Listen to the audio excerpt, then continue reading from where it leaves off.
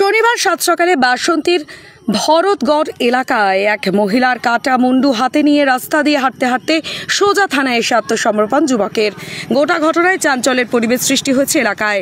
স্থানীয় সূত্রে জানা যাচ্ছে, নিজের বৌদির গলা কেটে মুন্ডু হাতে করে নিয়ে রাস্তা দিয়ে হেঁটে হেঁটে থানাতে এসে আত্মসমর্পণ করে ওই যুবক।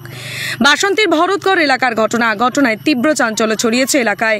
ঘটনাস্থলে বাসন্তী থানার পুলিশ দেহটিকে উদ্ধার করে নিয়ে আসে। তবে স্থানীয় বাসিন্দারা জানাচ্ছেন, মেয়েটির স্বামী 3 মাস আগে মারা গেছে।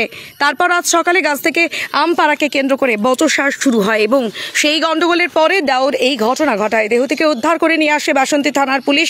গোটা ঘটনার তদন্ত শুরু করেছে বাসন্তী থানার পুলিশ।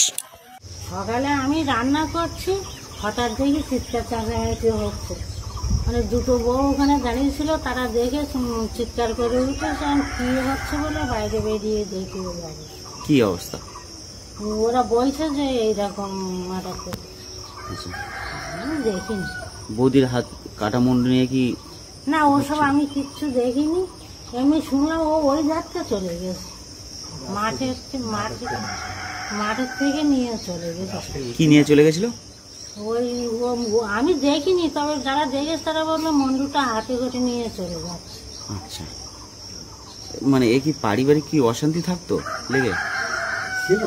ছিল একটু ছিল, কিন্তু এতটা আমি বুঝতে পারিনি। আর আমি তো সব ঘটনা বলতে পারবো না। আমি এই কদিন হলো গরমের ছুটি করে তাই আসি।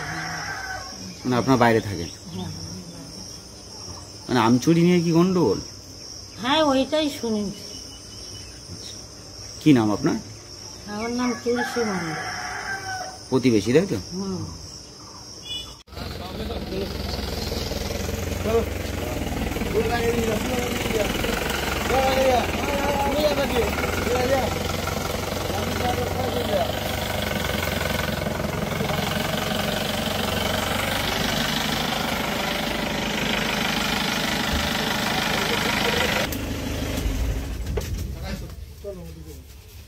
সাদা খারাপ কাগজ দিয়ে এটা নিতে হবে, এটা তো গাড়ি থাকবে না, এটা তো ওখানে দিতে নিতে হবে।